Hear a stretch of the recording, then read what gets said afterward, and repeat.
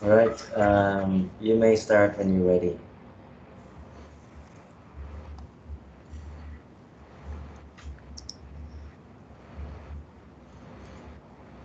Should we go first? Prim.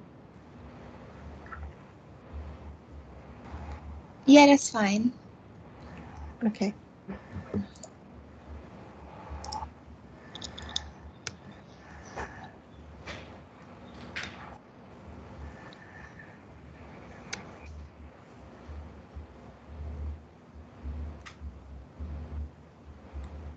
Facebook, right? Nice.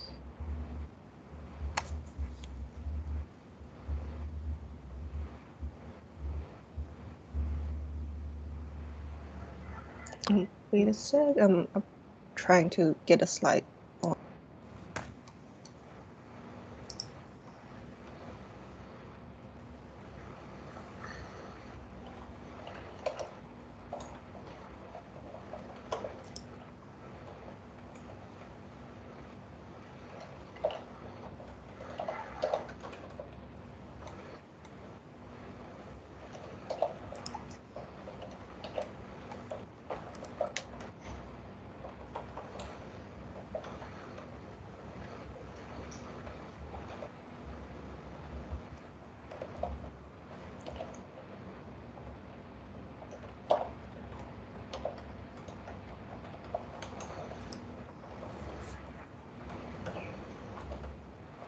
Does the slide appear on the screen? Yep. Yes. Yes. Okay.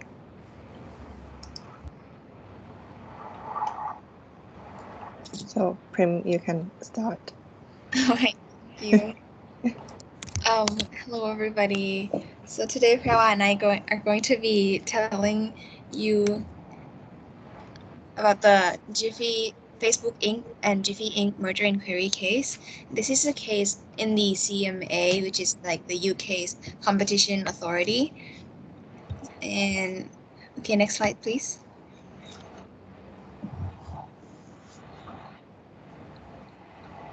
So, briefly about the background of the case. Jiffy is a library of looping short video animations. I think a lot of you have seen that, like in Facebook comments or in Instagram stories. It Jiffy offers is GIF and GIF stickers both on its website app and via its application programming interfaces that allow third-party apps to integrate their animations, and these services are offered free of charge and allow companies that use use its APIs globally.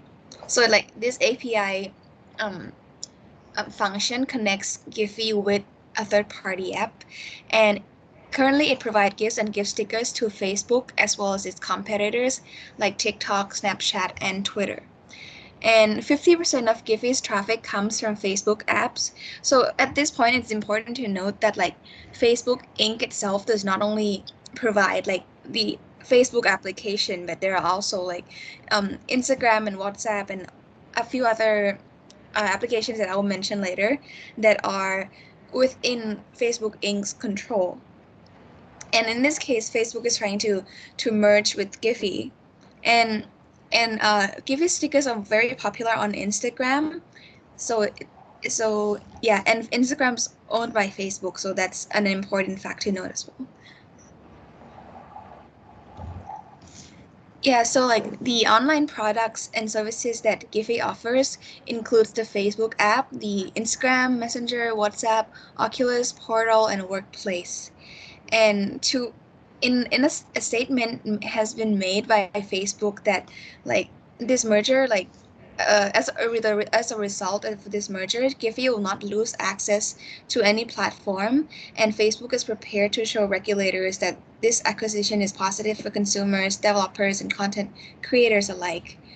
So like from Facebook's point of view, this merger would not like substantially damage the market in any way, because Giphy will still be able to continue this relationship with like other third party apps through its API, and still continue to provide these services. It's only like a change in, it's only going to be a change in like who controls the company, but not necessarily like a substantial damage. Next slide, please. So the market definition in this case is not drawn like very explicitly, but they did consider a few tests. The first one is called the share of supply test. The CMA believes that as a result of the merger, Facebook and Giphy would cease to be distinct companies, meaning that at the end, like ultimately, this merger would like result in them being one company, and this is met on two bases. The first one is the supply of apps, because the parties, Facebook and Giphy, they would have a combined share of 50 to 60% with an increment of 0 to 5%. And the second basis is the supply of searchable libraries of animated stickers, which is like the Giphy's stickers and these animation stickers itself. It's going to be provided directly to users in the UK, and these parties will have a combined share of 80 to 90%, also with like an increment. And the second criterion they used was substitutability, and this, like, there are two main frame of references that the CMA used. The first one was the substitutability, and in considering substitutability, the CMA found that like the GIFs, like these little animations used by provided by Giphy, have unique characteristics that differentiated them from other types of contents like videos, music, microgames, animations, emojis, and memes, and other content that may be used on social media platforms. And uh, and even but Giphy's internal documents did not suggest that they consider other type of these contents as competitive constraints. This means that, like, in the eye of consumers and also in the eyes of Giphy itself, their content is not substitutable with other content because they bear a very distinct characteristic. Like, people would actively choose these GIFs because they want to use these GIFs, and it's not like possible to just replace them with videos or other memes in the using of these content. Next slide, please. Okay, and the second one they used to consider was the product, and the CMA, they had gone through like a market study research, and they found that the strongest competitive constraints on Facebook with regard to social media were imposed by providers that were close substitutes, and that providers in other sectors are unlikely to provide a strong constraint on Facebook, and that the search and display advertising serve distinct purposes. So this serve and display advertising in this sense was that, like, when you actively go on Giphy's website, you can choose to search, like, say a keyword, and like a GIF would display in relation to that keyword. So that's a very important function as well. This product. Next slide, please. And also, geography was used, and the CMA found that, like, Giphy's GIFs are generally available to users all throughout the world, and these, as are the GIFs provided by Giphy's competitors.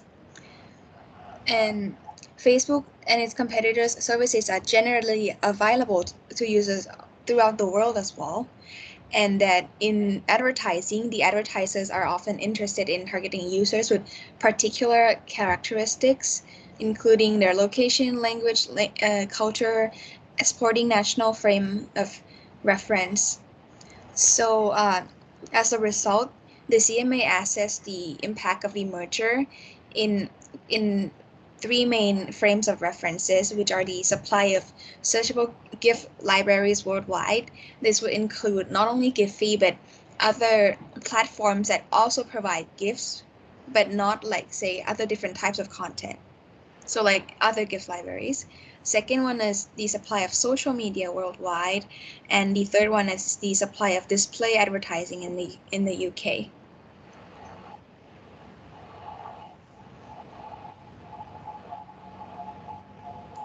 Okay, so now we are going to talk about the issues the CMA face in this case. But before I go on to the assessment of the CMA, I would like to point out that the what if we talk about so far is only the phase one investigation initiated by the CMA. So naturally, the UK has like a two-step merger control regime. So the first step is that it will have a phase one investigation, and if the CMA finds that there is a relevant merger situation and that merger will have a substantial lessening of competition within the UK, then the CMAs will have a duty to refer the merger to another inquiry group for an in-depth phase two investigation. So bear in mind that this is only a phase one investigation, and the threshold used in determining the the competitive assessment in this case will be different from the in-depth investigation in phase two. And we'll see later what the decision of the CMA in this phase one investigation will be. So in phase one investigation, as I've already mentioned, CMA will have a duty to refer the merger to an inquiry group under Section 22 and 33 of the Enterprise Act 2002. And that duty to refer will need to meet two criteria. The first one is that a relevant merger situation must be created. And the second criteria is that there must be a substantial lessening of competition within any market or markets for goods or service in the UK. And this is interesting because the merger that is in question in this case didn't really happen in the UK, but rather a merger in the US. But the CMA sees that there will be a competition, an effect on competition in the UK, and that is why they initiate this investigation in the first place. So there might be a question about the authority and the jurisdiction of the CMA over this merger in the phase two investigation, which Facebook has already raised. So now we're looking to the first criteria is that a relevant merger situation must be created. And in considering that, there's a three criteria in considering whether there is a relevant merger situation. So this criteria is relatively a tool for the CMA to assess whether they have jurisdiction over the merger in question. And the three criteria, as you see on the slide, the first criteria is that the two or more enterprises must cease to be distinct. And the second is that the CMA will apply either the turnover test or the share of supply test to, as Prim already mentioned a little bit in the previous slide. And the third one is that the time limit period, essentially. And then the second criteria is that the substantial lessening of competition. In this case, the CMA has considered four theories of harm, which I will mention again, but this is just to give you a whole picture of what the criteria will be. So the four theories of harm is basically the CMA will consider any possible changes arising from the merger, any impact on the competitors, and any expected harm to the customers compared with the situation where there's no merger happening. And so this is basically the whole picture of the phase one investigation. And this is according to the section 22 and 33 of the Enterprise Act 2002. So now we are going to move on to the first criteria, which is whether a relevant merger situation has been created. Okay. So in this case, the CMA didn't really touch upon the issue of whether there is a relevant merger situation. I think that is because the fact defined is quite obvious that there was an acquisition and that each of Facebook and Giphy is an enterprise and they cease to be distinct. And by meaning of cease to be distinct, it means that the company are brought under the common ownership or control, which the CMA has a very elaborated guidelines whether to consider enterprises under common ownership or control in their merger guidelines, but the CMA didn't consider this question very much in their phase 1 investigation.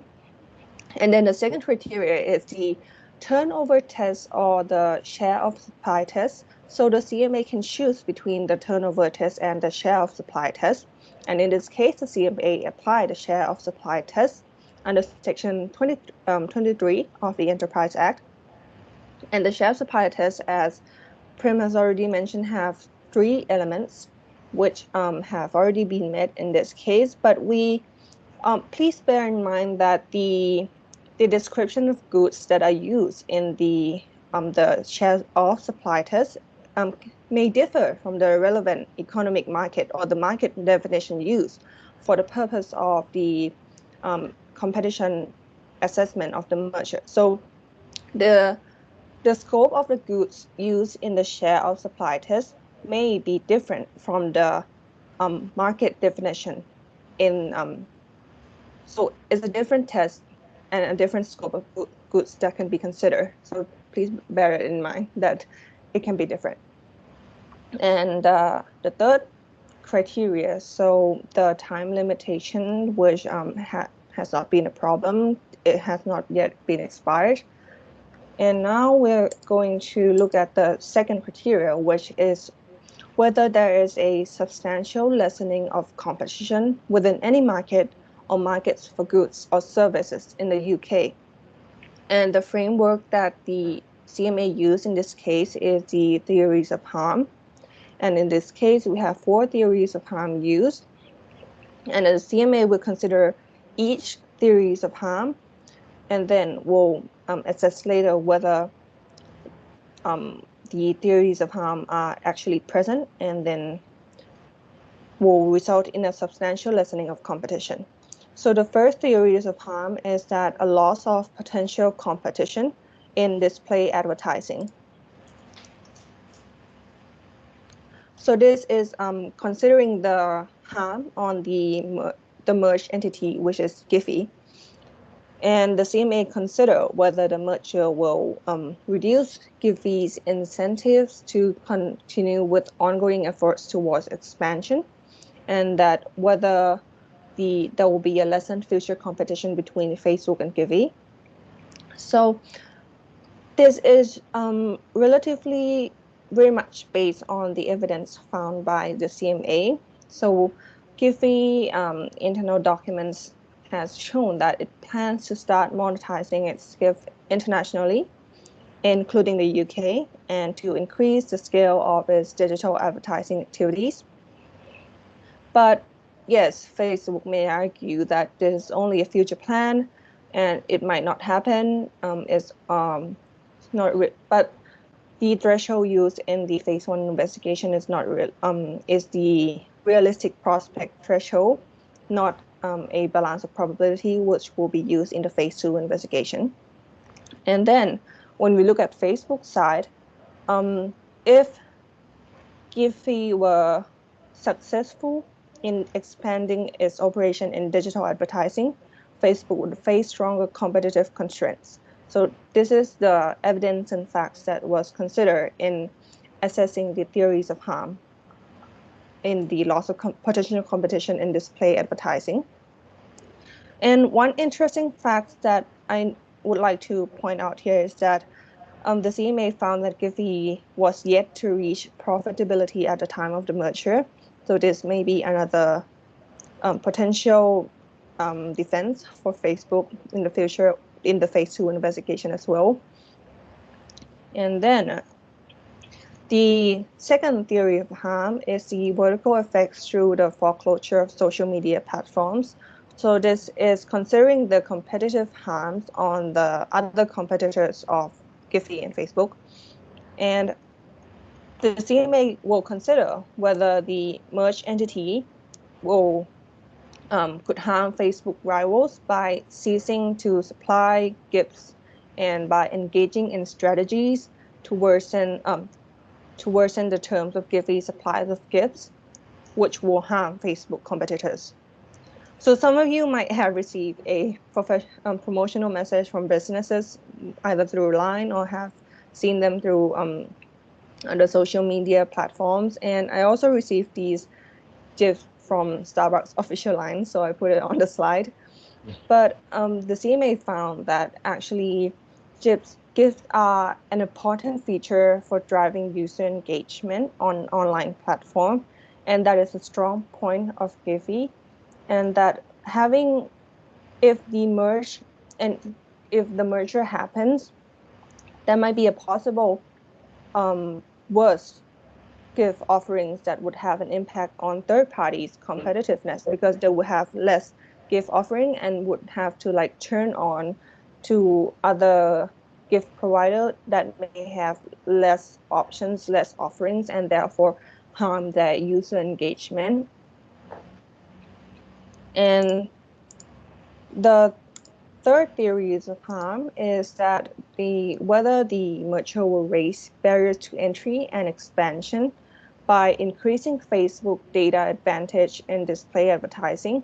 So this is a very unique characteristic of a digital social media platform provider, because as Prim already mentioned, that the CMA has conducted a market study on a particular digital market, and it has found that Facebook have a significant data advantage over smaller platforms and publishers, which create barriers for its competitors to overcome. So this is already a hurdle on its own for other competitors to enter into the market. And the CMA considered that if Facebook, which is already a big player, combined with Giphy, with the user engagement, will it be able to gather more user data and have even more advantage over other competitors, and therefore even raising higher barriers to entry to other competitors. But after considering all the evidence, the CMA concluded that yes, some competitors may stop using Giphy rather than providing more user data to Facebook, and that the additional data Facebook may gain post-merger would unlikely increase the existing data advantage. So yes, it already have an advantage, but the merger wouldn't increase it significantly to the extent that the barriers to entry will be increased even more, like to the harm of other competitors. And then the last and the fourth theories of harm is the loss of potential competition in the supply of searchable gift libraries. So this is considering the harm that the merger will have on the customers. And after considering the Facebook internal documents, yes, they found that Facebook have the intention to build its own gift library, but it was not its preferred option, and that is why it decided to acquire Giphy instead. But no, Facebook internal documents indicate that Facebook's sole motivation in creating its own gift library would have been self-supply, not providing this gift library to other third party, so that the CMA had not seen any evidence that Facebook would have provided third party with access to its gift library, and that will not result in a loss of potential competition in the supply of searchable gift libraries, because should Facebook decided to have its own gift library, it is unlikely that they will expand their offering to other competitors and therefore result in a less offering. And we observe that this is only an initial investigation. Should there be any change of circumstances in any of these scenarios, the CMA's finding in the phase 2 investigation may maybe differ as well.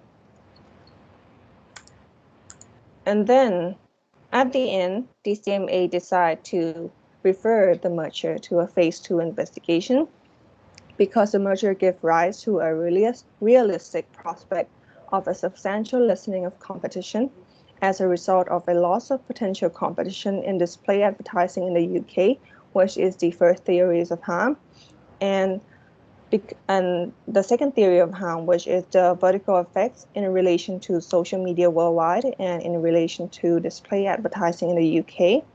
So the vertical effects on the competitors. But the third and fourth theories of harm were not considered to be exist at this time. And as I already touched on a little bit, the realistic prospect threshold will be used in the phase 1 investigation, and this is according to the merger guidelines of published by the CMA. So the realistic prospect is considering like whether considering all the facts available on a objective justification, will there be a substantial lessening of competition? So yes, it might not be possible, but there is a real chance that this can happen. So I think that is the threshold used in this whole phase 1 investigation, and that is why we see that the threshold is quite low. Okay, and then after the decision to refer was published, this is a technical issue, but Facebook did not offer an undertaking in lieu of reference to remedy, mitigate, or prevent the substantial lessening of competition under Section 73 of the Enterprise Act. So basically, after the CMA have decided to refer the merger, they will give time to the entity in question to offer like a way to remedy or mitigate or prevent the lessening of competition. And if that entity did not offer any remedies, then they will actually refer the merger to a phase 2 investigation. And that in phase 2 investigation, a balance of probability threshold will be applied. So we might see further defense from Facebook in this phase 2 investigation, but so far this case is only is finished here at the moment. So the phase 2 is ongoing and has not have any decision yet. So that will be our presentation. Right. You're very well done. Any questions or points from the other group?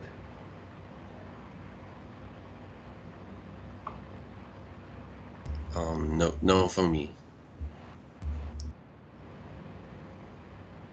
What about you, Graduate? Any questions? Any points?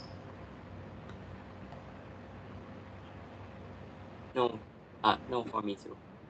Okay. Well, I think this process is quite interesting. Let's discuss a bit on this procedural aspect of CMA. Okay, because we don't have this two-tier system, and it has been suggested several times, and probably this is a good idea that we should have this basically phase 1 and phase 2, right, system. So if you look at the guidelines, right, you look at the guideline of the merger, the time that would be spent on this process is roughly, I think, 40 or 50 days, right? So the process will be quite concise, and should the CMA decide not to refer further, then that's the end of it, and you can go ahead with your merger. Because nowadays, I mean, the most problematic part is that it takes forever. And in Thailand, it's quite the opposite, because you know what happened in reality.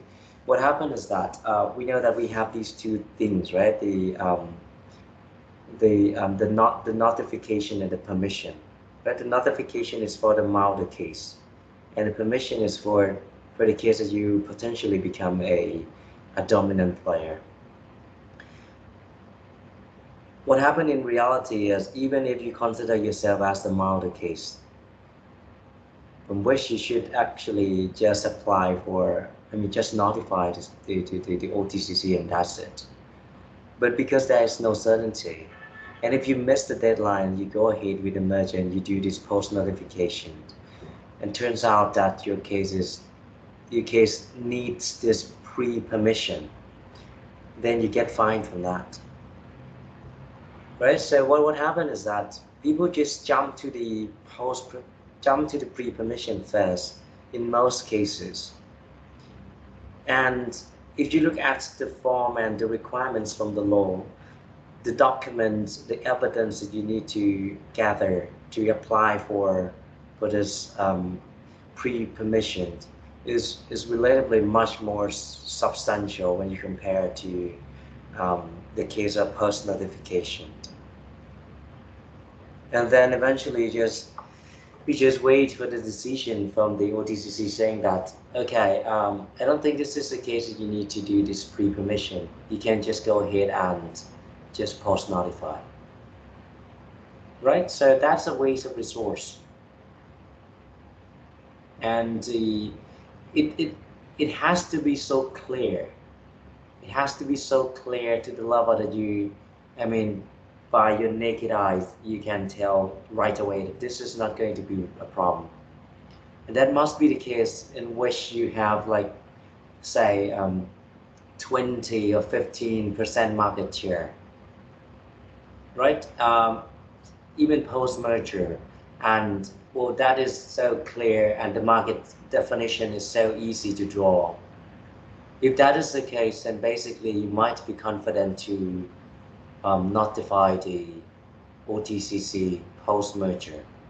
But in most cases, you would never know whether you are drawing the right market definition, whether you have the same market definition in mind as the OTCC or not.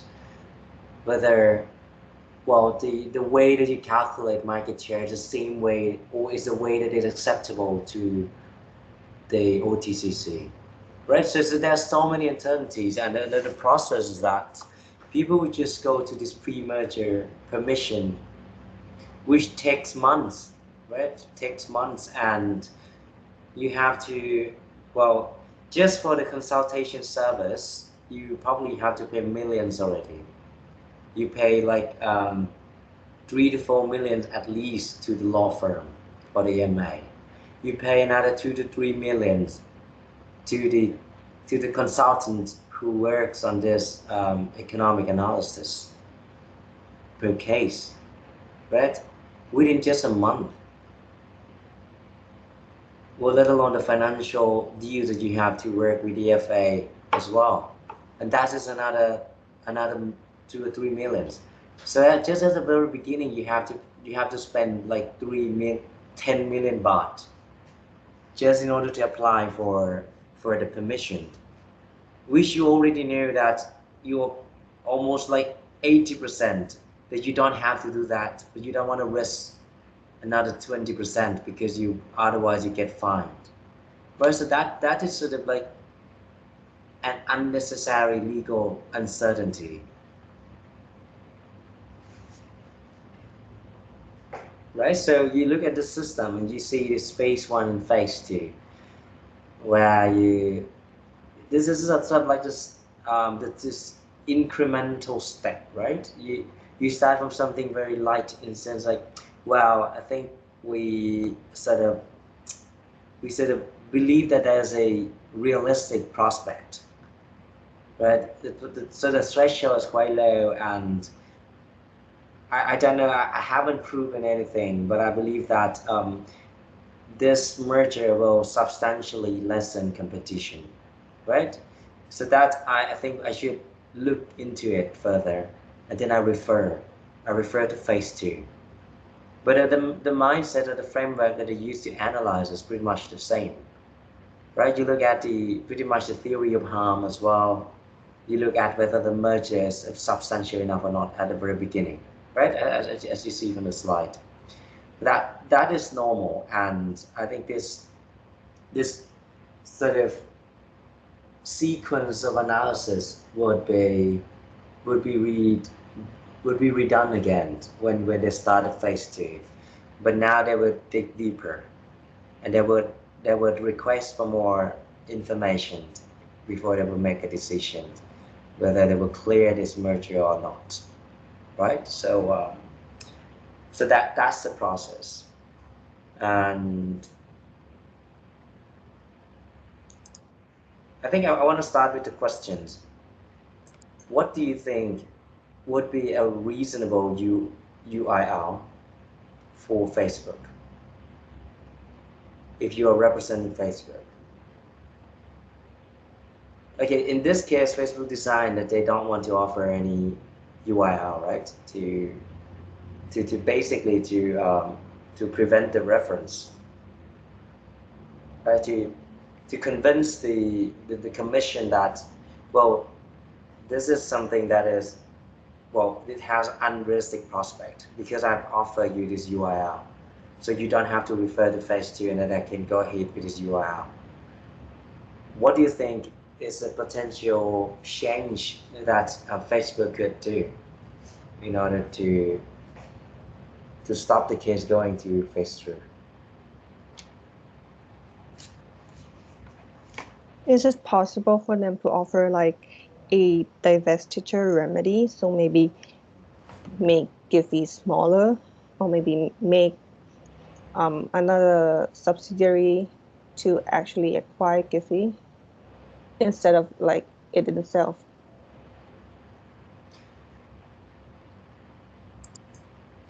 You mean Facebook subsidiaries?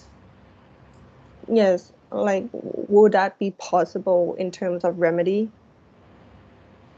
But if I'm a commission, I might say that, well, at the end of the day, you are still the same business operator anyway, right? Okay. Before we jump straight to the conclusion, what about the beginning? Where do you think you should have a look at when you would like to come up with a solution? I mean, this compromise. I think we might want to look at what is bothering the CMA the most. Right. What aspect of the deal? What are those?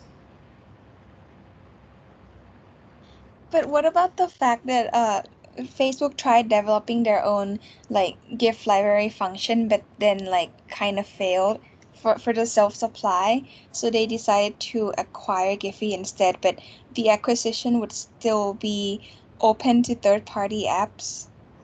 I think that's a pretty important point to note. You mean that even post-merger, there must be some process by which Giphy would be still available to third parties? Yeah. Because like I think Facebook's initial intention was that like a lot of its apps like Instagram rely so much on Giphy that Facebook want initially wants to develop this gift function of their own too, but then I don't know, for some reason it did not work out. Like first they wanted to do it for self-supply, but because it did not work out, they decided um to just acquire instead. But with this acquisition, like Facebook acknowledged the fact that other non-Facebook apps would also be reliant upon Giphy. So they became really clear when they decided to acquire that these functions would still be available to non-Facebook apps, so that it would not um, affect competition. Right. I think that's the point that Facebook was trying to make in the third slide, right, of yours. It Yeah. says that other companies which use Giphy will not lose any access to the platform. Okay. Yeah, exactly. But what happened? I mean, why did Facebook? Because okay, there are two possibilities, right? Just correct me if I'm wrong. Um, Facebook may have proposed this proposal already, right? That I would make a Giphy available to the third parties, which I believe that Facebook has done that because business-wise, I think it's still reasonable for Facebook to make available Giphy to the third party as well, because you could get more income from ads, right? Um, the second case is this just the service that is of concern to the CMA, or it is something else? So the point that I'm trying to ask at the very beginning is, as with since Prawa answered the question, is whether, well, if you were representing Facebook and you could see these harms in advance, then probably the UIR that you will propose, I think you said right that that you should start from something that bother CMA the most, and these things are harms, right? That is the whole reason why they start with these theories of harm. So once you would like to address these, you should come up with, okay, I know that these are the harms that you're concerned, and how would I best address these harms, right? So okay, so now you talk about sharing to the third party. Oh, that might make sense if you can guarantee that, okay, this will be available to the third party, but and that would address the problem of foreclosure, right? That is also one of the harms, but there are also other harms as well. So what else can you do?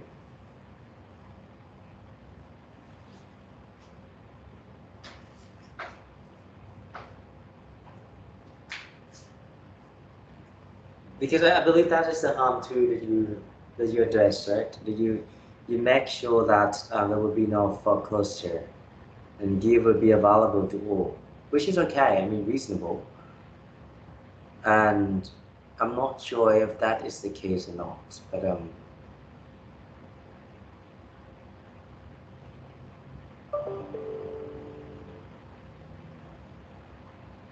or what else apart from the harms that you would address?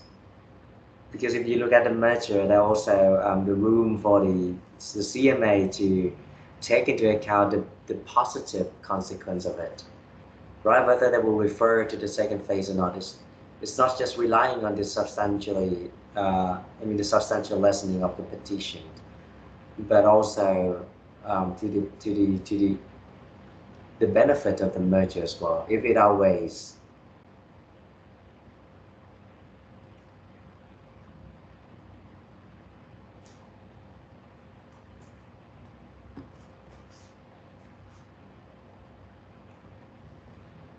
Well, it is weird that in the phase one decision, the CMA didn't much like clarify on the efficiency that will be occurring out of this deal. So there was no mentioning of efficiency at all whatsoever. So quite surprised by that. Well, yeah, I heard that as well, but this is quite difficult. I think one of the very interesting points is a third theory of harm, right? The third or the fourth. Yeah, the third, regarding the data, because this, well, you get giveaway, but at the same time, it's not just about um,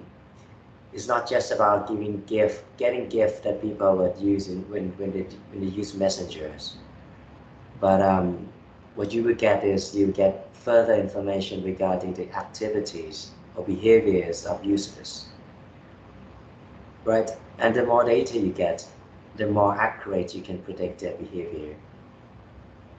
So and the main source of income of Facebook is ads, right? So and that is why I believe that one of you want to work on this data aspect of competition, which is quite a hot issue now. And as we discussed earlier, right, the data, um, I think it was just last time that we discussed that this Digital Market Act aimed directly at this data related issues, right? So maybe Facebook well, can promise something regarding data as well, right? You you may share certain kind of data, or um, it is impossible that you would say that you would decide not to share data across, I mean, Giphy and Facebook. That is just impossible, right? It's, it's just something uncontrollable. But if you can address this, then maybe that would help. And any other points? Because I believe that we have at least 3 markets in consideration, right?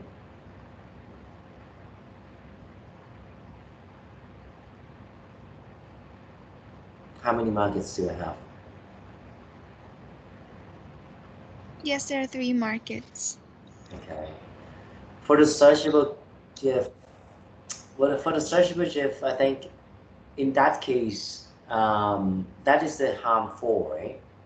I think that's the harm number 4, which, well, basically, I think that is quite a bit, I don't know, that not that sensible, because, well, could you elaborate a bit what it means when it says that Facebook was developing its own GIF, but it decides not to. Then it decided it will acquire Jiffy instead. So how does it affect competition in the searchable GIF libraries? Yeah, sure. So, I might not be very clear on that. So, the question that was considered in the fourth theory is that whether, if there is no merger happening, Facebook would have successfully developed its own GIF library, and whether its own developed GIF library will have result in increased competition. Right.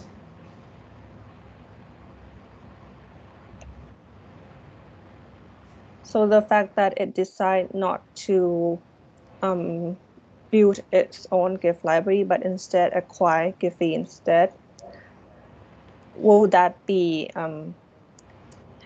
would that result in the GIF library having less option rather than having Facebook building its own GIF library and competing with Giphy GIF libraries? So I think that is the concept that the CMA was going for. Right. Okay, I got it. Yeah, that's straightforward, right? You have a lot of GIF libraries, and Jiffy is one of them. So if you take that one out of the market, and which, I mean, basically it will be exclusively owned by one, we call it downstream, right? Basically, not really downstream, but yeah, but it will be owned by one social network, which is Facebook, instead of being accessible to all other um, players as well. Okay. Social media worldwide, I think this one is quite clear. Um, I don't think that it would, in this case, it would just basically enhance the competitiveness of Facebook at all, right? If at all, in the sense that Facebook will be on the edge, despite the fact it has been on the edge for some time already, right? So this is one I think it's quite. I don't know. I don't think it does make that much sense to consider. With display advertising, this is interesting, right? Because basically, if you get this Jiffy, and it would help you to be more accurate, to be more capable of shooting an ad with a, well, which would increase this conversion rate, because this business cares a lot about its conversion rate, right? When they, whatever they do, they would have this number in mind that they try to maximize, and that number is what we call conversion rate.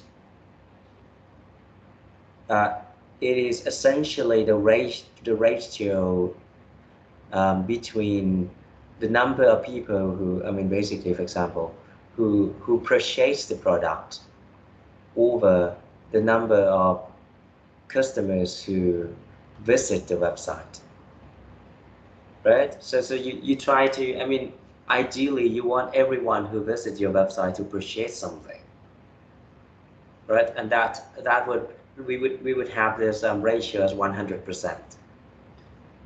So whatever you do, I mean, the way that you will show these ads, you want this conversion in the sense that, well, and this is quite interesting when you think about it. You're gonna have sort of different stage of conversion, right? For example, you are on Facebook and you see an ad and you try to click into an ad. For example, you click into an ad, you go to the website, and when you go to the website, then you would have to decide again whether you would purchase that particular product or not, right? So what is interesting is this: sometimes you can't have them all, right? Because sometimes you know, if you show this ad, for example, you show this, you have, I can draw something and show you how complicated it is, but it's quite fun to think about it.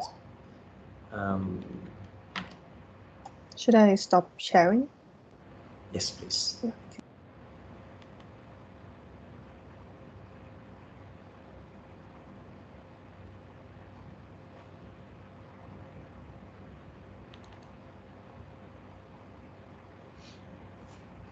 Can you see the screen now? Yes. Okay. You think about people who visit the website, right? And there are other people who won't visit the website as well. These you don't know. Okay, these you don't know. But suppose that you care, okay, for now, just care about these who visit the website, right? So these are 100% of the visits, right? They land at the page. So for example, this is your website. All right, and then you, well, I think the best way is this: you wanna show an ads, right? So for example, you show an ads to, so let's say that these are the people who see the ads, right? There might be some other users, but you, I mean, if you shows like what, kids toys in a, or you show this, or some of the sports that I will never be interested in. For example, if I don't play any sport, then there's no point of showing me sport equipments, right? So you will show certain ads to certain group of people. And what happened here is that when you show this ad, just a subset, right? Just a subset of these people will decide to click, right? Will decide to click and go on to this page. So in this case, you know that the conversion rate is 66.67%. Okay. And from here, maybe there will be just the only one pink person who pay for it, who purchase the product. So your goal is whether you would like to know in which way and which ads that you would show to these people and not these people, right? You would show to the white group, but not the red. That you will maximize this end of the funnel, right? So you would have a different funnel through which you have less and less people who actually do something, right? To click from ad to page and to purchase something in the page. So when you use this data, what you're trying to learn is, it doesn't matter, right? You use all data available that you have in order to predict the scenario, right?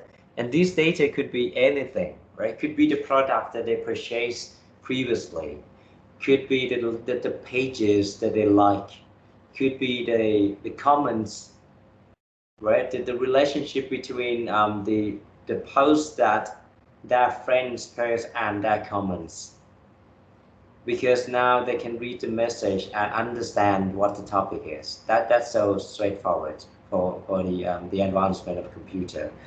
Um, all these things, and if you also understand the way that they use this GIF as well, it would help you as another piece of data.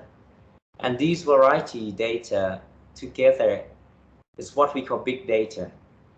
Big data doesn't mean that you have a lot of data, right?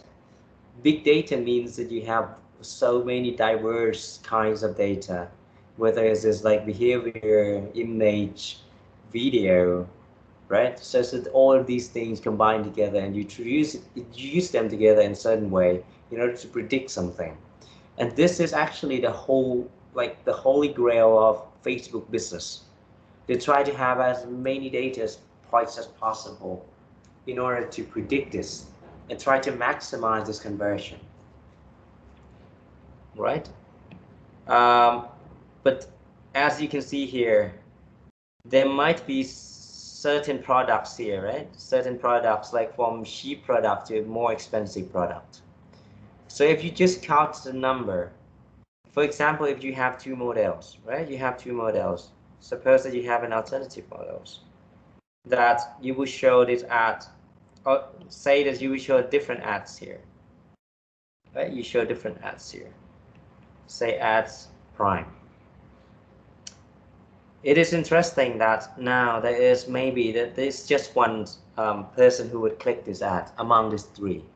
So now you would have a conversion rate here just 33.3%, right? A third. But what is interesting here is that this person is quite definitely purchase something but will pay more, right? So if you think about it, that is why Facebook has some of the greatest minds in the world working for them. Because the solution, I mean, I can put it on paper, but the way that you would collect this data, the way that you would analyze it, come up with a model, super complicated. Right? But this is the essence of that business, right? Whether you would, well, this is something that probably I can't collect, so this is probably the best I can do. I'll go with this, right? I'll try to maximize the number of people who would click on the ads and go to the next stage, because this is something that I can't control. Or if I won't have any, well, sort of some of the purchase that I would get, and I would know that these purchases came from Facebook but not elsewhere, then maybe I'll go with just the conversion, just the number of people. But if I can go deeper, I can get more data, I can get into detail. Maybe I don't care about the number of people, because, well, it could be that 10 people purchase a $1 product, right? But I don't care, because I just need one person who would purchase $100 product. Because what I care as a business, I want to maximize my turnover. And if that is the case, then that firm would be more willing to pay more for the ads. They don't care how many people purchase from them, but they care. They care that the total sum of their profits, the total sum of their revenue, right? Okay. Should we proceed to the second case?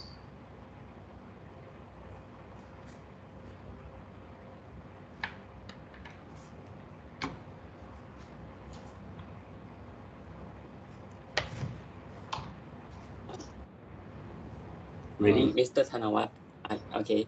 Will you share screen on? Or Thank you. Yeah, thank you. Can you see the slide? Yes, Yes.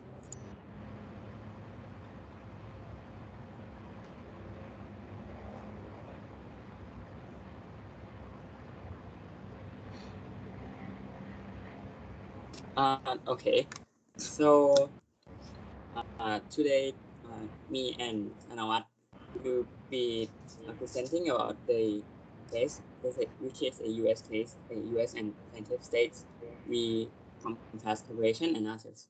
This case is about the formation of a joint venture of a broadcast and cable networks asset between Comcast Corporation or Comcast and General Electric Corporation or GE and NBC Universal or NBCU and Navy LLC. We will look into the background of the case. First, the plaintiff in this case is a United States of America, a United States acting under the direction of the Attorney General of the United States. And United States has jurisdiction to prevent and restrain violation of the Clayton Act through the attorneys. This action was brought under the Section 15 of the Clayton Act, and state of California, Florida, Missouri, Texas, and Washington, which is plaintiff states, bring this action under Section 16 of the Clayton Act, and both to prevent and restrain the defendant from violating Section 7 of the Clayton Act. And the defendants in this case consists of Comcast, which is the largest video programming distributor in the nation with approximately 22 million video subscribers. They are also the largest high-speed internet provider with over 16 million subscribers for this service.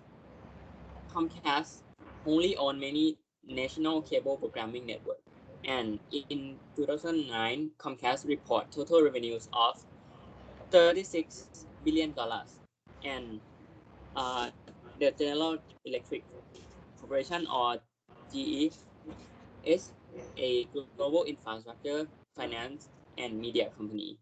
Uh, GE owns 88% of NBCU shares, and NBCU involved is a company involved in a production, packaging, and marketing of news, sport, and entertainment programming.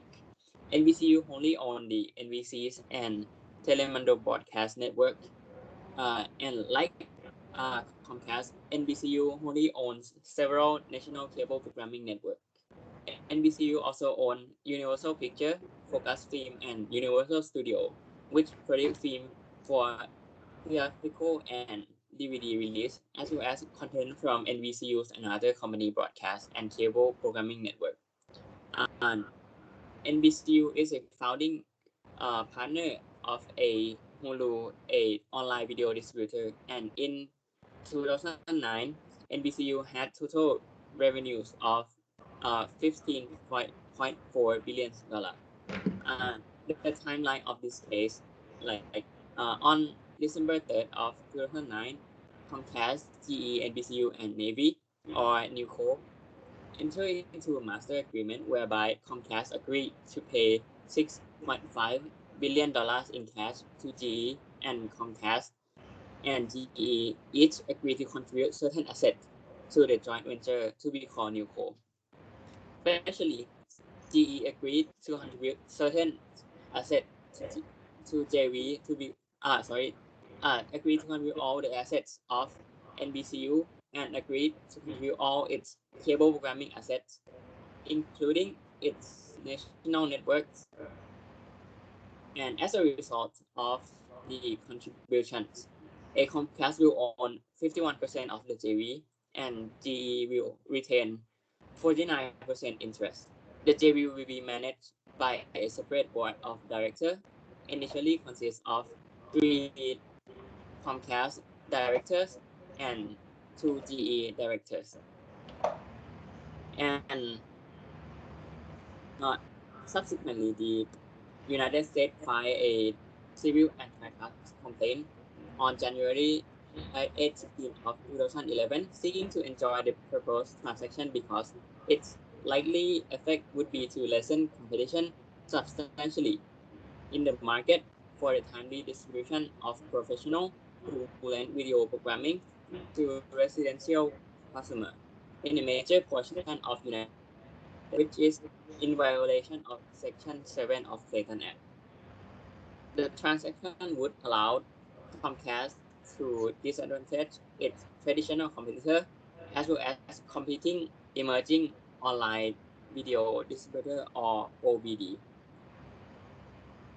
And on the same day, the Federal Communication Commission or FCC adopted a memorandum opinion and order relating to the foregoing transactions. The FCC order approved the transaction subject to certain conditions. And next slide, please.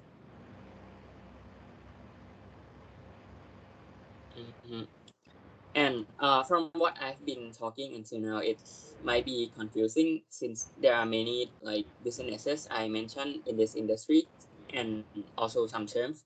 So to elaborate all of them in order to define the relevant markets, I will give you the overview of this industry, which is a professional video programming industry. From the upstream of this industry, it first starts from the content productions, which is like television production studios produce like television shows and coordinate how and when and where their content is licensed. They usually license to broadcast and cable network, like the rights to show a program. And now, like after the content was produced, the programming network, which is a network aggregated content to provide a like 24-hour service that is attractive to consumer. Like the most popular network by far are the four broadcast networks. However, cable network have grown in popularity and number, and at the end of 2009, there are estimate and 600 national and another 100 regional cable programming network.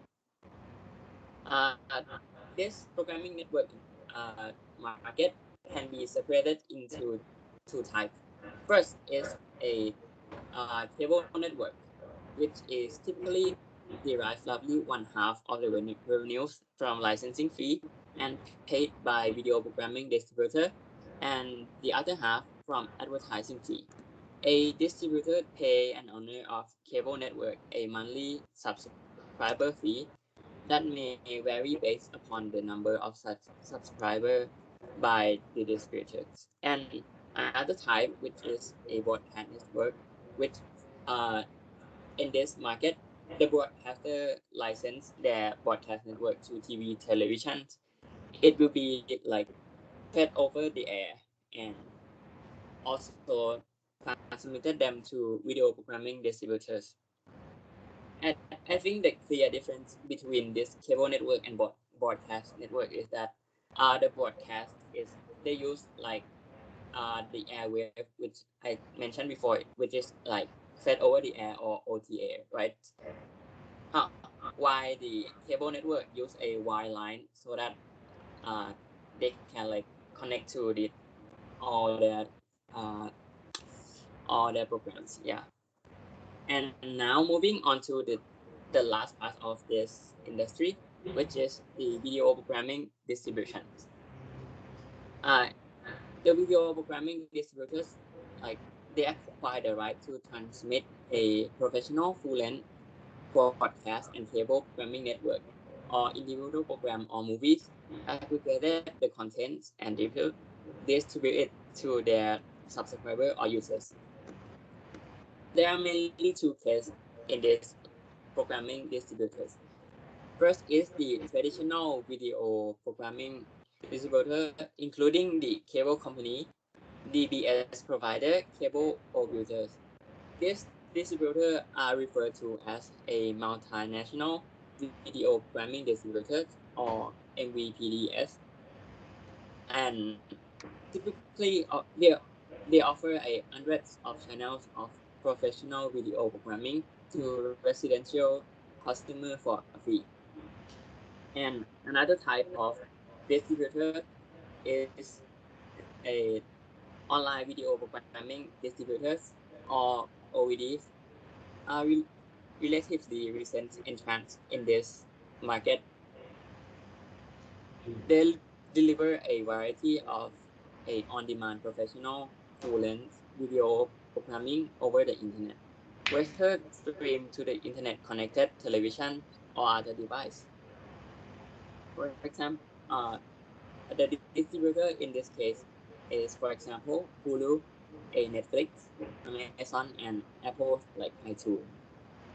And although the contents delivered and business models used vary greatly among them, unlike MVPDs, OVD do not own distribution facility and are dependent upon internet service provider for the delivery of their content to viewers. Therefore, the future growth of OVDs depend on how quickly internet service provider expand and upgrade their broadband facility and the preservation of their incentive to innovate and invest. And now we will look into the defendants in like how they involved in this industry. First is a NBCU. Not only NBCU is one of the four major broadcast network I mentioned before, it produces a content for television and cable network and distribute first one movie to Universal Picture, Universal Studio, and Focus Film. In addition, NBCU also own a online video distributor called Hulu. You can see like from the yellow line I framed. And another defendant in this case is a Comcast, which is a largest video programming distributor in the nation, and also the largest high-speed internet provider. Comcast only owns many cable programming networks. However, their video programming distributors only involve MVPDs, not OVDs. And now, in the complaints, the relevant product market is defined in this case is the video programming distributions because it was affected by this transaction.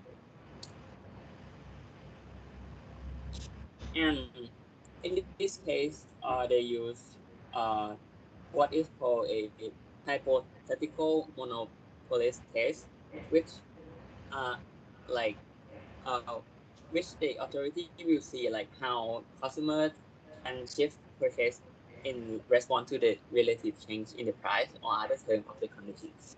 And you can see that like this joint venture involve mainly like Comcast and NBCUs. So it was quite obvious for the MVPD to be like driven product markets. However, to consider an OVD, the online video programming distributor, to be involved in this driven product markets as well. The authority like they use the fact that like NVPD like becoming more closer as a substitute for MVPD service than another service, even though like only some customer regard that OVDs are the acceptable substitute for at least portion of their traditional video programming distributor service. They use the fact that like the online video programming distributors like is in the growing trends, and also like the authorities consider the Comcast and other MVPDs reaction to the growth of OVDs, that Comcast and other MVPDs reaction to this emerging OVDs demonstrate that they view OVD as a future competitive threat and are adjusting their investment decision today in response to that threat. And this could affect an investment in a significant and could be diminished or even lost altogether if Comcast through the JV acquire the ability to delay or deter the development of OBDs. And as I has mentioned before, right, that the Comcast is also the like the only the only internet service provider in US at the times, and OVDs rely substantially on this provider to make a service. So the relevant product market is defined to be like video programming distribution as a whole. And for geographic markets, the geographic markets relevant to this transaction are the numerous local markets throughout the United States, where Comcast is the incumbent cable operator, and where Comcast through the JV will be able to withhold NBCU programming from ORS programming costs to Comcast rival Comcast service area covered like 50 million US television household and about 45% of household nationwide. So the competitive effect also may be felt in other areas because Comcast competitors serve territory outside its cable footprint as well. And the last one is like the market concentration. In this industry, the incumbent cable company often dominate any particular market with market share within their franchise areas, well above 50%. For example, the Comcast has the market share of 64% in Philadelphia and 62% in Chicago or 60% in Miami.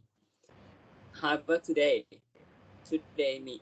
at the time of like 2009, the OPDs has a minor share of the video programming distributor in any geographic market.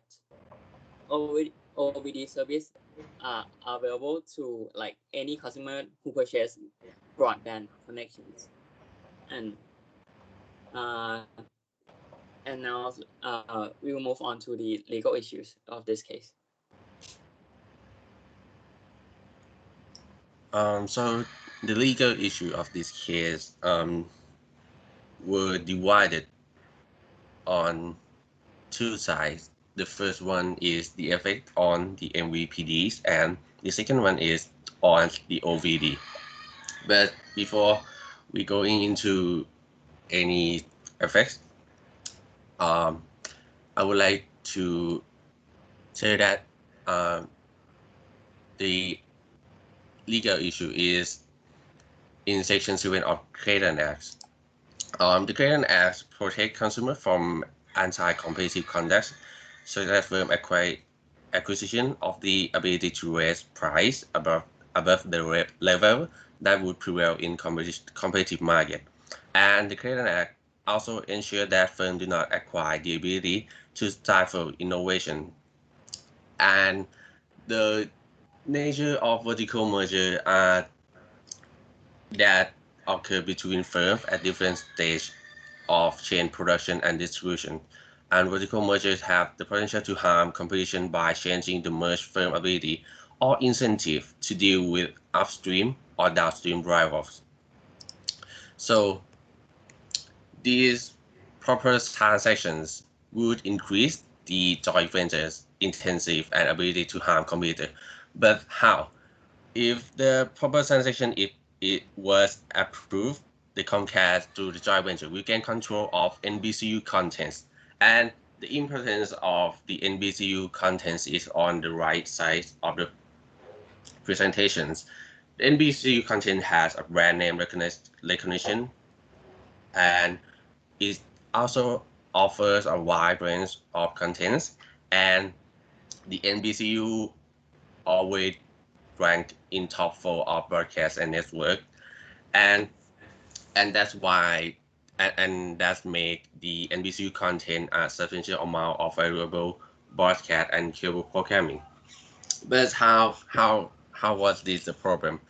Because if the joint venture is approved, the other competing MVPD will be forced to obtain the license for NBCU content from the rival, and NBCU were free to like raise the price of the license, and the other competing MVPD would not have a choice but to acquire the right license of the content from NBCU, because if they don't have the famous content, the consumer will switch, and either way this happen, it will affect in weakening the other competing competitor in the market, because the pricing and distribution decision will be taken into account, and the impact of the decision are on the competition of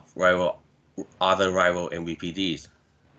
And also, the Comcast will eventually have a strong incentive and disadvantage its competitor by denying the access to the valuable programming or raising their licensing fees above what a standalone NBCU would have found it possible to charge. And either way, Comcast would benefit from, like I have mentioned, weakening other competitors that may result in the switch from viewer to Comcast service. And this is the effect to the other competing MVPD player.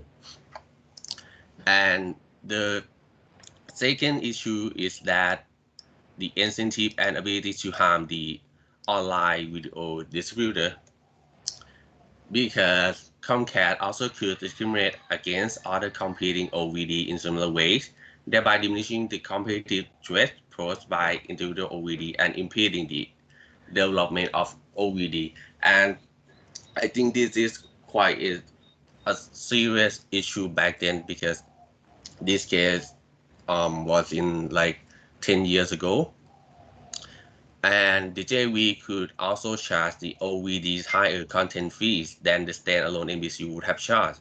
Also impose different terms for NBCU content than Comcast negotiate for itself. And also it can withhold all the NBCU contents completely, thereby diminishing OVD ability to compete for video programming distribution customer against to Comcast benefits. And also the Comcast through the joint venture would gain control of NBCU governance rights and 32% ownership interest in Hulu. And Hulu is like the valuable player in OVD business back then. And Hulu was also a future competitor to Comcast MVP service. Comcast acquisition of NBCU interest in Hulu would give it the ability to hamper Hulu's strategic and competitive development by refusing to agree to major actions by Hulu, or by blocking Hulu access to NBCU contents. And I think that either situation could delay significantly the development of OVD as a competitive alternative to the traditional video programming distributor service. And before we move on to the next slide. Oh, I forgot to turn the slide to the next page. I'm so sorry. I will go through this slide again. Like I said, the first one, that Comcast could discriminate against the OVD because Comcast also charged OVD higher content fee than standalone NBCU, and they also could import different terms for NBCU content, and they also can withhold all the NBCU content completely. And through the JV, Comcast would gain control of NBCU governance rights and 32% ownership interest in Hulu, which was like dominant player in the OVD market back then. And Hulu was also a future competitor to Comcast MVP service. And if Comcast gained that 32% ownership interest in Hulu, Comcast could give the ability to hamper Hulu's strategic and competitive developments by refusing to agree to major action by Hulu, or even blocking Hulu access to NBCU content. And like I said, either situation could delay significantly to development of OVDs. Before we move on to the next slide, is in the pre-judgment, it's like public interest determination, because before the final judgment is ruled, the U.S. code requires that it needs to be in public interest, and the determination of the public interest determination is also the required stage to do before the final judgment is ruled. And a big disclaimer before we start. I'm not quite understand how this works, because I think that this is quite complex, but I will try to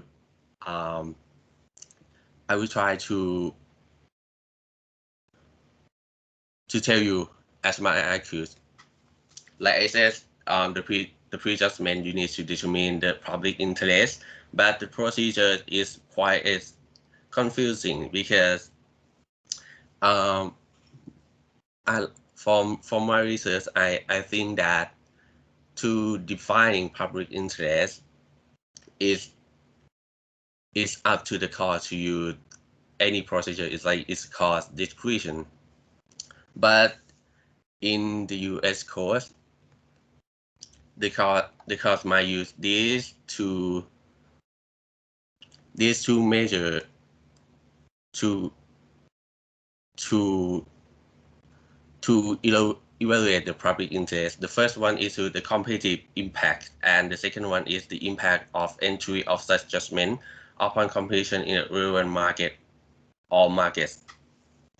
But from my understanding, I think that before the court ruled, the final judgment had a time span of 60 days before release that to hear the public comments, and court has the duty to answer to if any public comment occur. And the last one would be the final judgment. The final judgment requires the joint venture to license its broadcast, cable, and film content to OVD on terms comparable to those on which is licensed to MVPD, and also to relinquish its voting rights in the Hulu joint venture and OVD, and to not use certain restrictive license terms with OVD, and to not unreasonably discriminate in the transmission of lawful content through its internet service, including by exempting its own service from data caps, and to supply MVPDs with the JV programming content and submit a binding arbitration over the license term. And I found that the arbitration system is, in this case, in the final judgment, is quite problematic in the first place, because there are public comments that these final judgment, this arbitration is like not flexible and unrealistic. And also after this final judgment, there are supplement final judgment also to like it is the arbitration system. And that concludes the presentations. Thank you.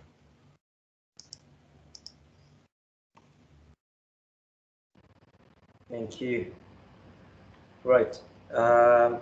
Okay, let's start with the. I think last time we also touched upon this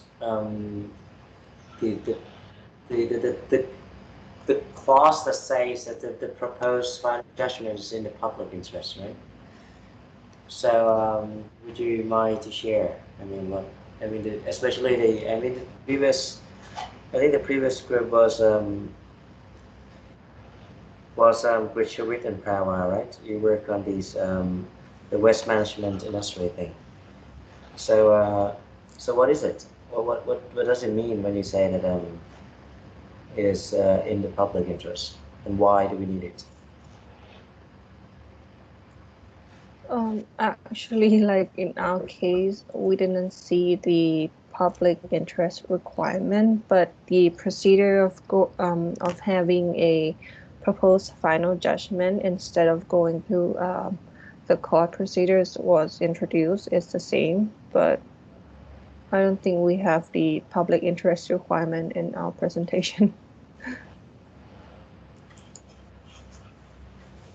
My question is that there are clear procedure to public interest determination, but I think in the course it used the word may, and by using that word, the other rulings suggest that it's up to the court discretion. Yeah. And there are like 60-day periods to hear public hearing. Like the court needs to answer to the public comment arising in that case. But I can see how that's gonna work. Like even if you answer to that public hearing, and how is that gonna affect the final judgment? What do you think? I think it's good to have the public hearing, but what's the point if you just gonna answer and it has like no effect to the final judgment anyway, because the defendant and the complaint the plaintiff like will say that the final judgment was carefully crafted by all parties to facilitate a merger. Right. Okay. How to put it?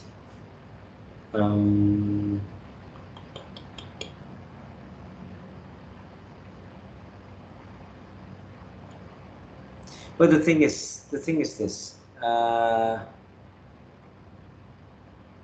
Well, the thing is, this is more of this is a protocol where you consider the case and you say that when you weigh between the benefit, right? So that's the bottom line first. That you, before the court will make will make a decision in any competition cases. The court would basically have to weigh between the impact, right? The impact that the merger or any potentially anti-competitive actions would cause or would impose on the society. But at the same time,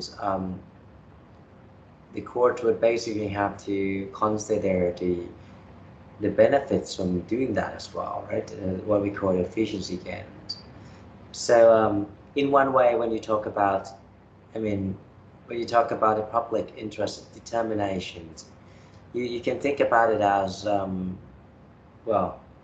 you can think about it as like this sort of protocol according to which the court had to follow by weighing between the benefits that would be acquired by the merging parties or the undertakings that are pretty much pursuing the case before the court, right, against the benefit of the public, which could be this synergy effect, which could be this public know-how or the advancement of technology or an increase in efficiency.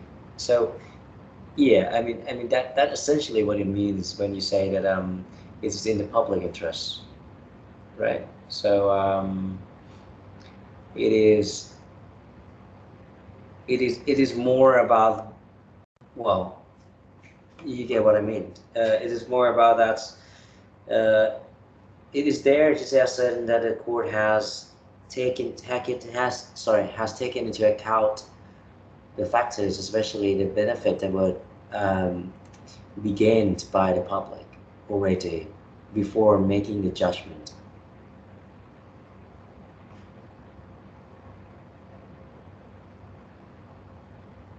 Agree or disagree?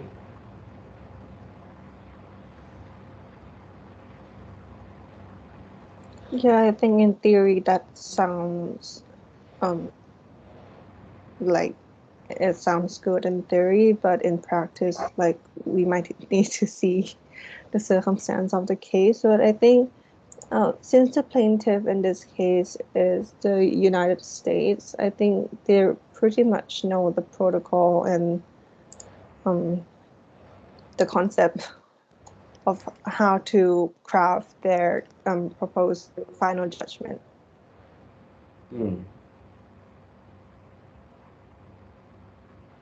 And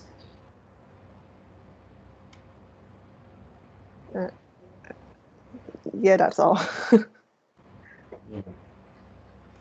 yeah, so basically it's just there, right? It's just there just to ensure that the court has decided or has made this judgment based on, I mean, the proper process of weighing between different factors, and the objective is to maximize public interest. In other words, that would be achieved when you can justify that the gains, well, it could be efficiency gains, it could be the societal gains, outweighs the lessened competition, right? So if that is sort of guarantee, then you can see that's why in most cases before the judgment would be made, they would say that yeah, the final judgment is in the public interest. The entry of this final judgment is in public interest, right? So and eventually, well, you see that in this Antitrust Procedures and Penalties Act, the requirement is that you have to make copies of the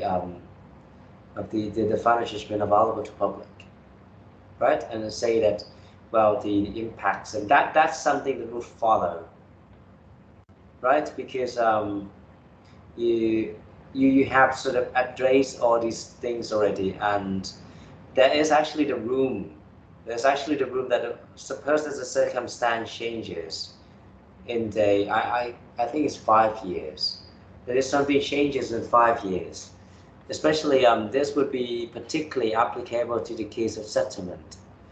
We suppose that the situation changes from 5 years after the date of entry, in the sense of like having this decision, then you can reconsider. You can reconsider as well, right? But basically, you propose to the court again and say that the continuation of the final judgment is no longer necessary, right? Or in the public interest.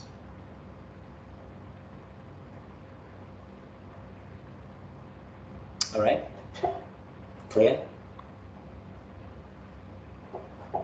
So the problem is that when you do this sort of settlement, eventually there might be some changes, but then expire for that. I think the expiration limit is 10 years, right? The 10 years after the entry, but well, it depends on case by case basis. But in the meantime, if you find that there might be some more some advancement in terms of the situation in the market, then the United States can bring the case to the court again and and ask for the amendment of the decision as well. Right? So well, you say that it probably it won't be useful, but eventually if the situation changes and, well, the comments from the public has, well, raised certain concerns that, well, the final judgment is probably no longer applicable, then the amendment could be made. Right? Any questions?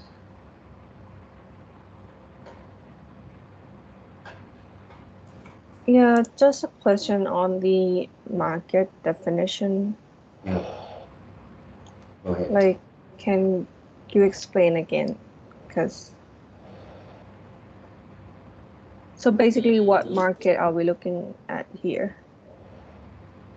So like uh, the relevant market for that is like the video programming distribution market as a whole.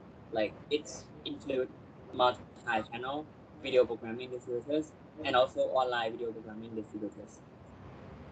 And like the point I mentioned is that like actually the Comcast only like on the MVPDs, but this market product is this OVD product is also considered as a relevant product market as well, since uh, uh, since in the complaint they also determine it's like OVD future what can I say, like its forecast OVD ability to be like substitute to MVPDs like in the future, uh since at the time like most of the consumer consider like OVD not that substitute to the MVPDs. Yeah, that is like the rent market. The rent product market I explained before. And for the geographic market, uh, it is considered only in USA since it's based on the Comcast uh, Comcast cable network, which is in USA. And does the NBCU geographic market was taken into account? Uh,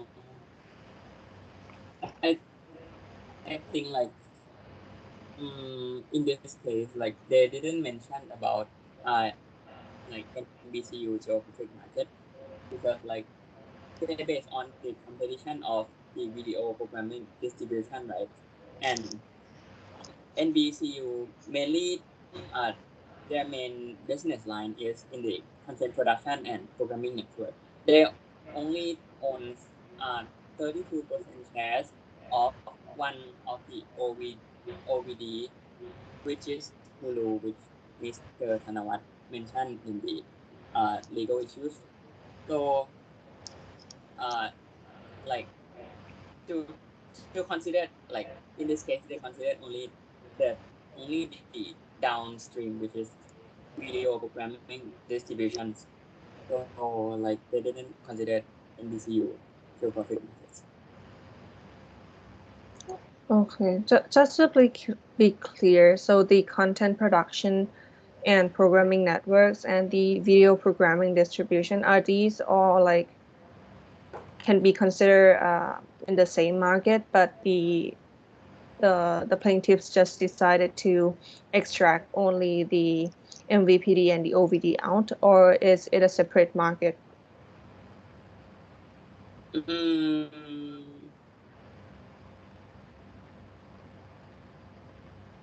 I think it's like it's the same industry, but uh, in case where like this merger will be affected, the only market to be considered is the last one.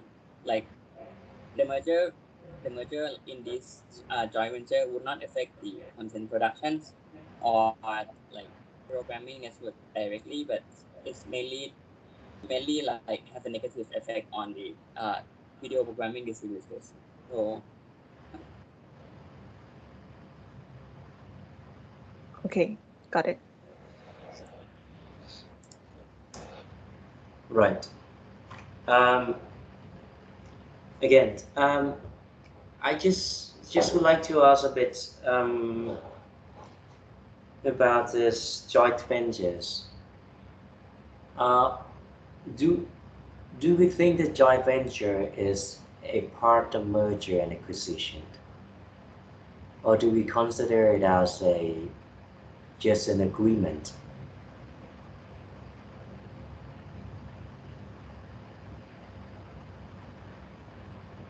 What do you think?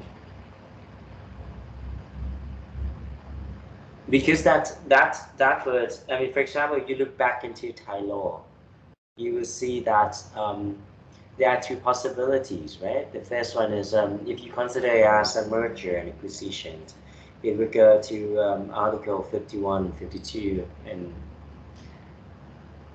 but suppose that this is not the case, then it might go to Article 50, 54, 55, right? That is pretty much the agreement.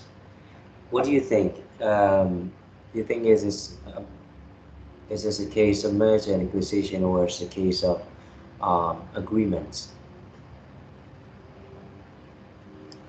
I think this is the case of merger or acquisition because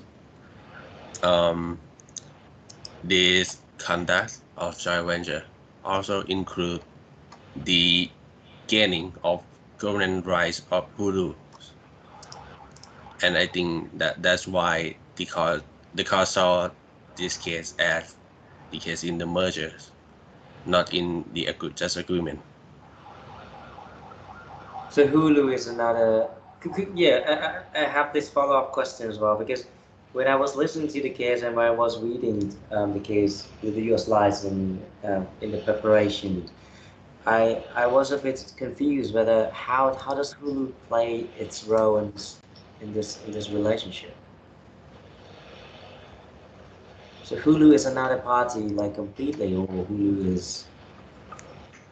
Hulu is the subsidiary of Comcast. Okay. Is it an OVD player, and if this joint venture is approved, the NBC would have the right to control any policy out of Hulu, and also they can block the contents out of Hulu. I mean, the court saw that the OVD are the substitutable for the MVPD, and if the NBCU can have the access to control the policy of their future competitor, it would like be restricted to competitions, or will lessen competition in the future. All right. So, okay. So can I conclude the story that Hulu is essentially Comcast, but it's a subsidiary in a sense that it is also controlled by Comcast, or. Yeah, I think Hulu is. I think Comcast can control Hulu because they have like 32% governance rights. Okay. Right. And both. Okay. What if I'm trying to put it in the Thai law, right? We talk about it as a controlling power. If Comcast, I mean, according to the fact, has 30% shares of Hulu, in which circumstance you would consider the Comcast as controlling Hulu?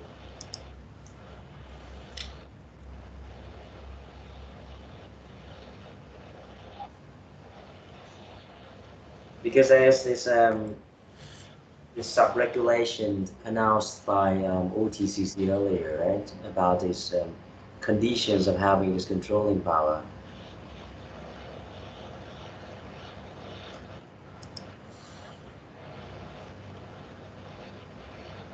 Okay, I can share this announcement. Let me try to open it.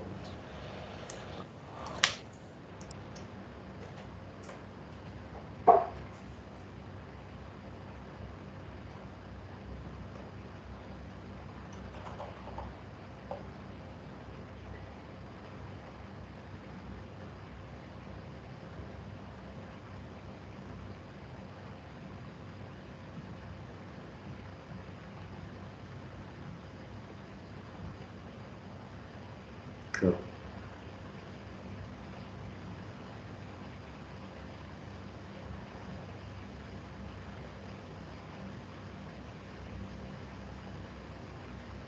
Can you see it now? Yes. All right. So this is the criteria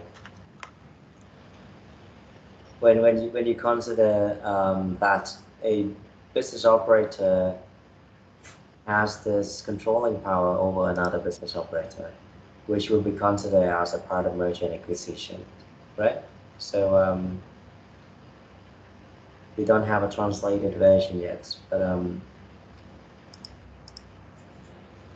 because you need to understand whether you have this controlling power over another business operator or not. And one condition is if you purchase a asset, but if it's the asset, then they use this 50% threshold of the operating assets that business operator use to operate their business, right? In the previous year, okay. But if you purchase equity, either directly or indirectly, then there are two possibilities. If you are operating in the stock exchange, if you're a firm operating in the stock exchange, then the condition that they use is just, the threshold is just 25% of the voting rights, right? But if you are not operating in the stock exchange, then we use 50%.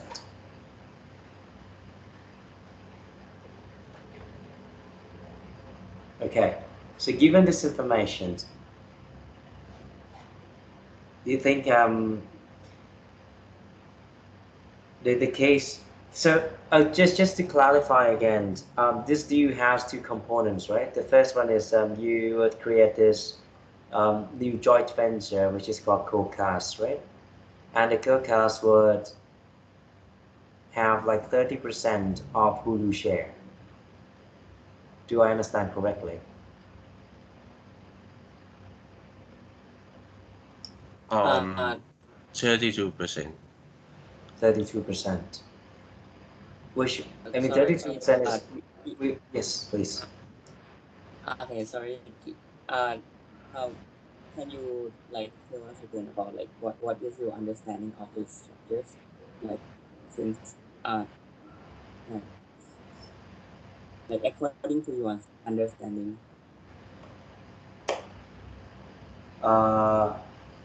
I'm just trying to understand, okay, because the initial question is whether this would be considered as a merger and acquisition or not. And I mean, by having a joint venture alone, probably not, right? Because it's pretty much just a form of agreement and you create a new form. But your main argument is that, well, this is essentially merger and acquisition because there will be a transfer of shareholder, right? The question is whether it's a transfer of share of Hulu. This 32% from Hulu to from Comcast to where, right? To this co-cast or to NBCU directly.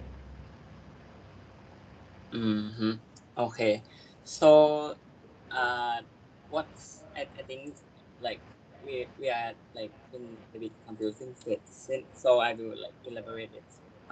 The Hulu actually is originally owned by the NBCU. Yeah. Yeah, like it's first owned by NBCU like 32% shares, right?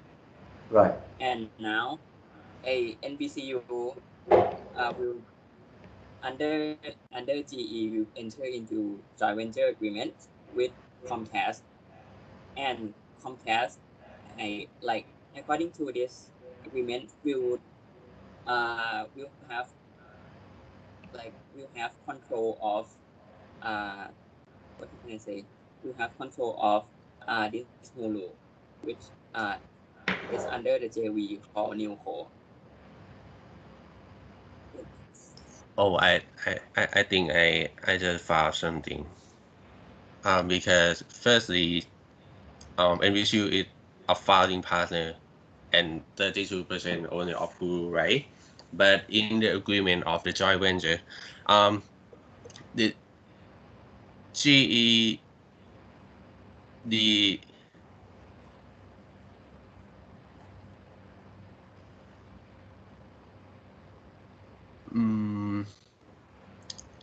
I think the GE also. Oh, Because I see no movement in terms of shares or assets here. So that's my point. I think the effect of the joint venture is that the Comcast will own 51% of the joint venture. And sorry, I mean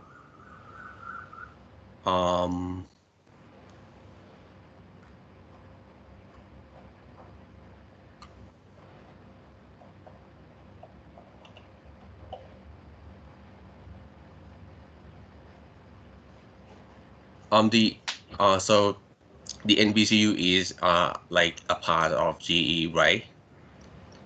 And the NBCU is a founding partner and 32% owner of Hulu, but the GE also agree to contribute all the assets of NBCU, including its interest in the Hulu and the 12% interest in the NBCU that GE does not own, but has agreed to purchase. So I think this might give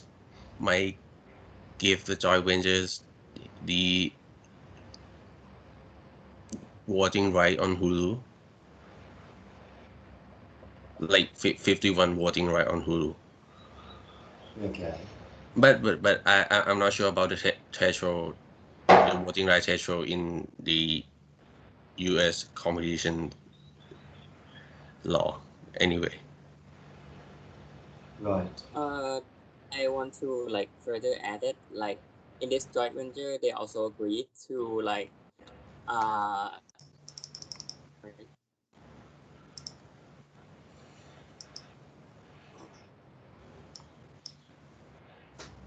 okay, like they also agree like on this in this joint venture the broad decision in like of the joint venture will be made by a majority vote. So like as Comcast have 51% of the JV and GE have 49, like so it basically means Comcast like will be the majority, like the one who made the decision. Okay. Okay. So yeah, I mean, it's very clear that when it goes to the Section 7 of Clayton Act, then it must be some certain kind of acquisition, right? But I just would like to ensure that what we meant by it, right? By because in this case, when you refer to Section 7 of the Clayton Act, it basically means that the acquisition may substantially lessen competition. But the first link to establish is whether how is this considered as acquisition. That's the first thing. And the second thing is whether it will be considered as acquisition in the context of Thai law or not. So okay, you say that you believe that it is an acquisition in the context of the U.S. antitrust law. That's okay. But what if? Well, I know we are running out of time, but can I give you it as a homework? That if you fit this particular case in the context of Thai law, would you be able to consider as as an acquisition or not? Or it should be just an agreement which you would have to consider Article 54 and 55, especially 55, they talk about joint venture directly. That if you can prove that the joint venture was formed in order to improve the sort of business operator or essentially as efficiency, then it will not be considered as a collusion. All right.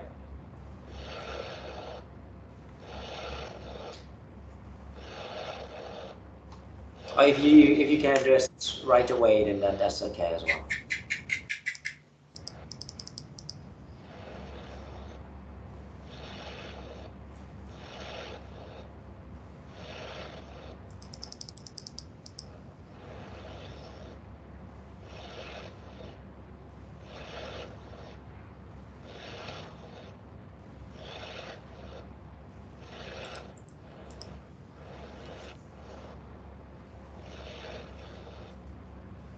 I know it's a tough question.